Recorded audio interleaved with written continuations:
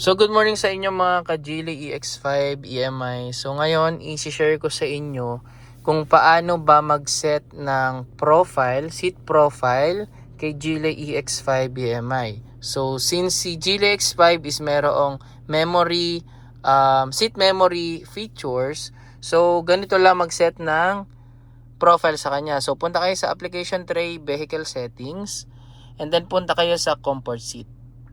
Yan. So currently meron ka makikita dito profile 1, profile 2, and profile 3. So currently yung ginagamit ko ngayon is profile 2. So para mag-start ng pag-set sa kanya, for example sa profile 3, wala pa kasi ako nakaset dyan. So click mo lang si profile 3, and then yan, mag-adjust mo na lang yung up, down, right, left, down, up. So pagka okay ka na, komportable ka na sa profile mo, so save mo lang. Ayan, may makikita ka namang save, or for example save another settings, or pwede mo siyang i-reset.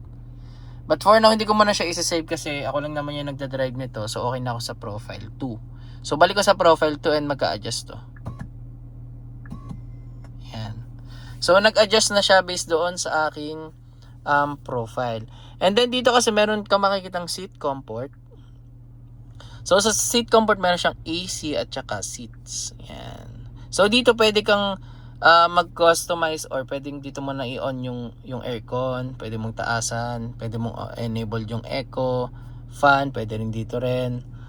And then sa seats, kasi merong feature si EX5 na pwede mong palamigin yung yung upuan ng driver tsaka yung passenger seat. So yan, pwede rin dito. Pwede ka mag-auto ventilation tsaka dun sa passenger seat, or pwedeng dito sa driver seat lang tsaka passenger. Yan. So meron siyang level 1, 2, 3, tatlong pindot, and then sa pagkababa ganun lang din. Okay? So ganun lang naman guys kadali mag-set ng profile. Again, punta ka sa vehicle settings, and then vehicle controls, and then comfort seats, and then yan, pili ka lang ng profile na gusto mo, adjust mo yung mga arrow, and then save.